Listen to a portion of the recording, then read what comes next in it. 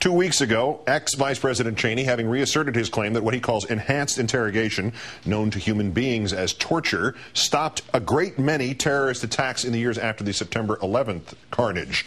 Except former senior government officials who closely followed those enhanced interrogations are disputing Mr. Cheney. Those officials telling the Washington Post that the waterboarding of high-profile captive Abu Zubaydah turned a somewhat cooperative detainee into a machine who produced only false leads. Quoting the newspaper, not a single significant plot was foiled as a result of Abu Zubaydah's tortured confessions. Nearly all of the leads attained through the harsh measures quickly evaporated, while most of the useful information from Abu Zubaydah was obtained before waterboarding was introduced. Moreover, those officials claiming that the drive to waterboard Zubaydah came from the Bush White House, adding, quote, that the pressure from upper levels of the government was tremendous. They couldn't stand the idea that there wasn't anything new. They'd say, you aren't working hard enough. The first steps towards opening a criminal investigation against the Bush administration about torture now underway, only it's not by the U.S. government, but by Spain. The New York Times reporting a Spanish court now building a case against 6 high-level Bush officials, among them Cheney legal advisor and Chief of Staff David Addington, former Attorney General Alberto Gonzales, former Justice Department lawyer John Yoo, author of the infamous torture justification memo, and, not to neglect the Pentagon's role, former Defense Undersecretary Douglas Feith. The other 2 are not Mr. Cheney nor former President Bush.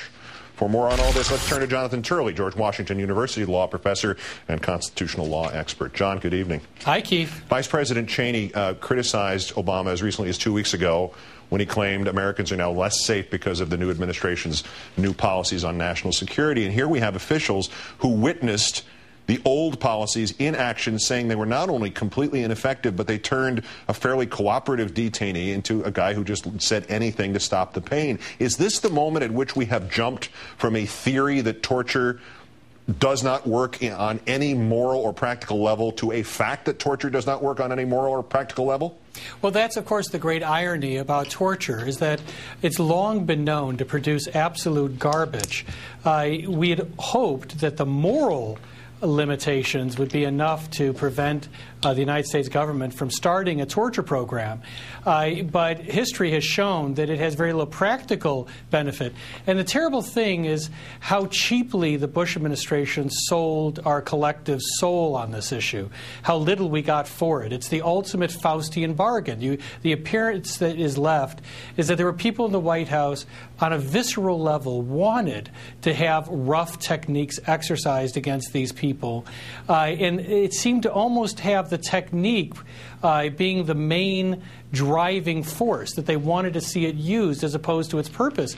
The great irony as well is that we've seen how legitimate means produce legitimate information. Part of the value of being in a legal system is it forces people to focus on the facts, what they know, and to get information that's reliable and usable, instead of the garbage produced here at such a just prohibitive cost for this country. The only thing we got out of this was the condemnation of the ages.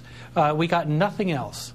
Have we seen any movement yet out of the Holder Justice Department or any other part of the Obama administration about doing something about Bush administration abuses of power like torture? No. I think that the White House is still desperately hoping that people will forget about this. President Obama has clearly been told by his political advisors that this would not be good for him and not be good for his administration. But of course, this isn't supposed to be a discretionary act. We're bound to do this. Now, the Spanish inquiry creates a very interesting prospect for Obama. That is, he can take the high road finally, right now, by saying that we prefer to do our own investigation. It's not my choice. I'll have a special prosecutor in the United States look into these, not to a foreign tribunal. He can do that and take the high ground, and he can regain what we've lost. But if he doesn't, then he will be blocking not just an investigation in the United States of known war crimes, but he'll be blocking an international effort to look into the same acts. The Cheney national security aide who suggested this afternoon that the Cy Hirsch account of an executive assassination ring that reported to the vice president's office, it's not true. Then he described what was true, and of course it describes exactly that, only with a different name to it. Should the Spanish prosecutors be taking notes, because they don't include Cheney in their investigation here? They're focusing on 6 other figures. Well, I think so. But, you know, Dick Cheney is every criminal defense attorney's nightmare. I mean, he's going around virtually selling torture like it's a sham product. And, you know, this is very embarrassing for Obama, because the reason he's out there, the reason he's having these conversations is because Obama's protecting him from a criminal charge, from a criminal investigation. He wouldn't be doing this if Obama simply said, look, what you are describing is a crime. Now, you can keep on talking about it, you can incriminate yourself, but I'm not going to protect you. I'm going to leave it to a professional prosecutor to determine whether what you're saying so proudly happens to be a criminal act.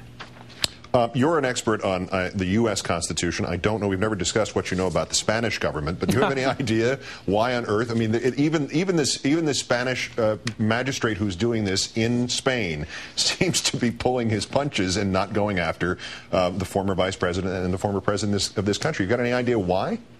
Well, lawyers transcend boundaries, thank God. But one of the reasons, maybe you can always charge the higher-ups. You tend to go for lower-lying fruit, although these are fairly high-up individuals, but you tend to go for the first line of defendants, and then if you have a case, you go for the higher ones. But there's another reason. It's well known the Obama administration is protecting President Bush and Vice President Cheney from criminal investigation. And if he went after the two of them, the U.S. government could move aggressively to shut down the inquiry. Jonathan Turley of George Washington University, great thanks for your time, and I guess I'm the one who's going to have to say it, so here it goes. Put me on camera for this in the 2 box if you still have it. No one expects the Spanish Inquisition. Oh, thanks, Keith. Thank you, John.